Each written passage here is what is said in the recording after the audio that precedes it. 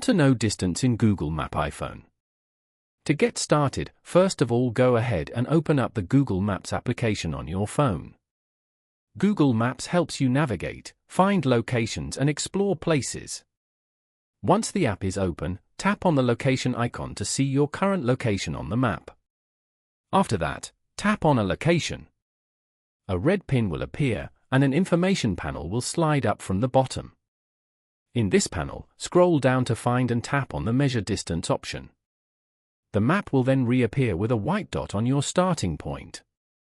Drag the map around and tap on the plus icon in the bottom right corner. The total distance will be shown at the bottom left side of the screen.